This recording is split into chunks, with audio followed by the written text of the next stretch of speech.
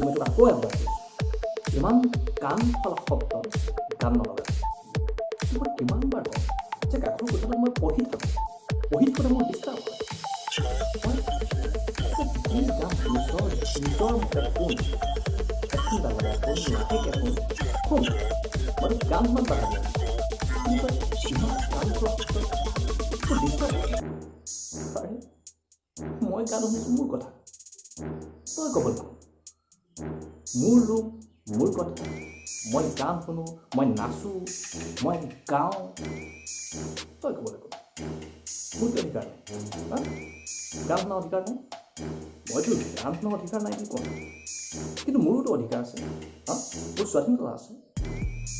স্বাধীনতা বাহ, ডাঙৰ ডাঙৰ শব্দ। স্বাধীনতা কি স্বাধীনতা? কি স্বাধীনতা? আচলতে তোৰ ভুল নাই, যেতিয়া পঢ়িব লাগিব ভালদৰে সেই সময়ত পঢ়া শুনা নকৰিব। স্বাধীনতা মই বাৰু স্বাধীনতাৰ অৰ্থ ভালদৰে বুজোঁ, সেইকাৰণে মই তোক ক'বলৈ আহিছোঁ, কিন্তু তই জানো জান স্বাধীনতা মানে কি? স্বাধীনতা মানে কি হ'ব বাৰু? স্বাধীনতা মানে হ'ল নিজৰ ইচ্ছামতে কাম কৰিব পৰা, মোৰ যি মন যায় মই তাকেই কৰিম, সেয়ে মোৰ স্বাধীনতা। সেইটো কি স্বাধীনতা নহয়? আৰু কিবা আছে? তোৰ মতে স্বাধীনতা মানে লোকক গান শুনাত বাধা দিয়া, লোকে নাচা বোকাত বাধা দিয়া, তোৰ স্বাধীনতা? ঠিকেই কৈছ তই। স্বাধীনতা মানে হ'ল নিজৰ ইচ্ছামতে কাম কৰিব পৰা। কিন্তু এটা কথা, অশ্বত্থামা শত কিন্তু ইতি গজ বুলি কথা এষাৰ আছে, ঠিক সেইটো কথা তোৰ ক্ষেত্ৰত খাটিছে।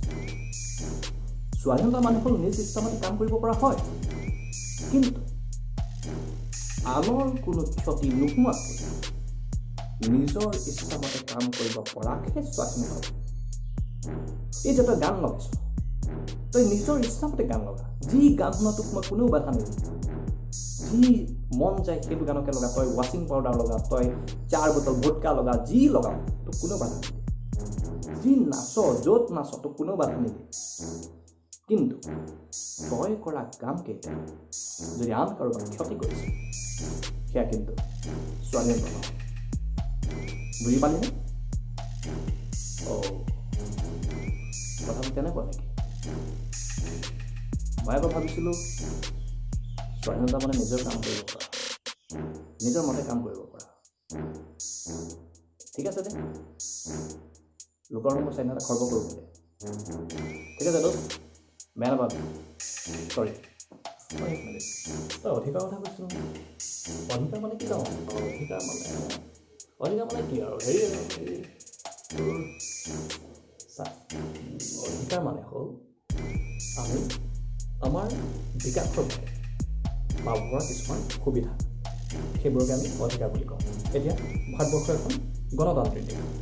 গণতান্ত্ৰিক মানে অৰ্থাৎ জনসাধাৰণে ইয়াৰ শাসন কাৰ্যত সক্ৰিয়ভাৱে অংশগ্ৰহণ কৰে।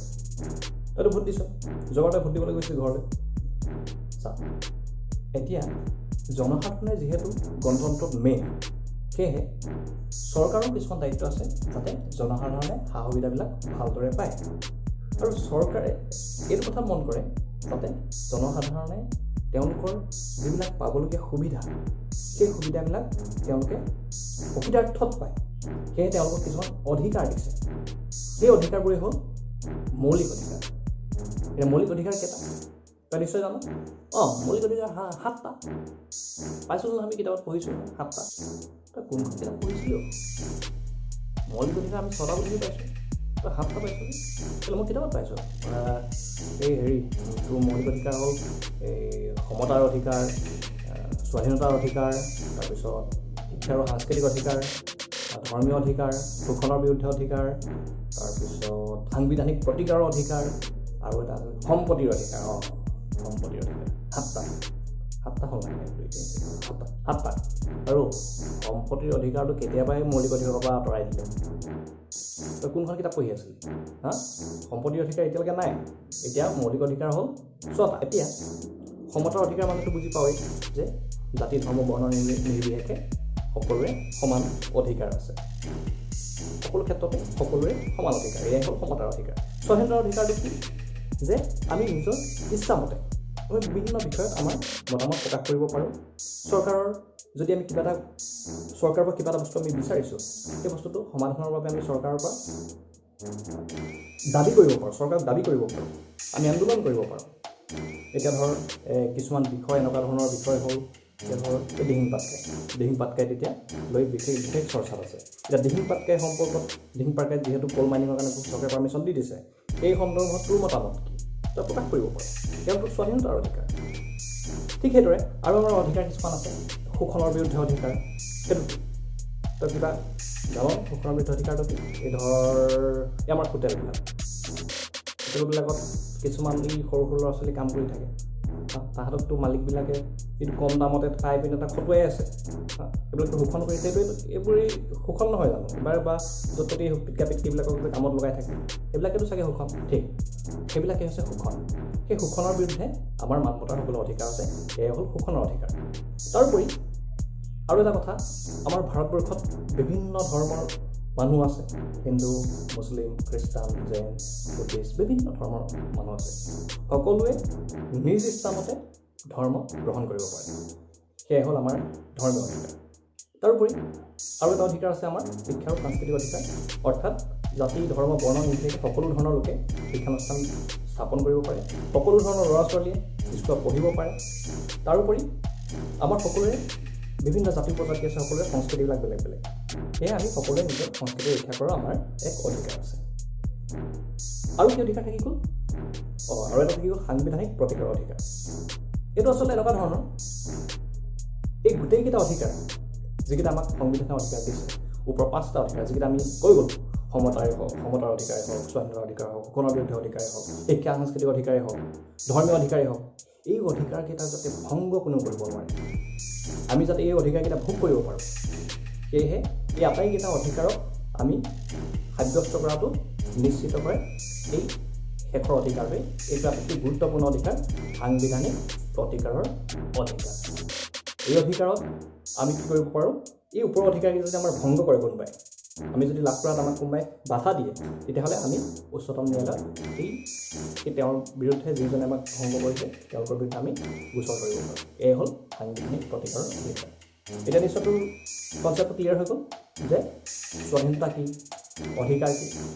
কচোন বাৰু, স্বাধীনতা অধিকাৰ সম্পৰ্কে দুটামান কচোন, কি বুজিলিনো? ইমান সময় মই লেকচাৰ দিব আহিলোঁ, পঢ়ি আছিলোঁ, গান বজালোঁ, গান বজোৱাৰ পৰা আহি পিনে মই এইটো লেকচাৰ দিবলগীয়া হ'ল। কচোন, ইমান কিন্তু বকিলোঁ মই, কিবা এটাতো তাৰ লাভ হ'ব লাগিব।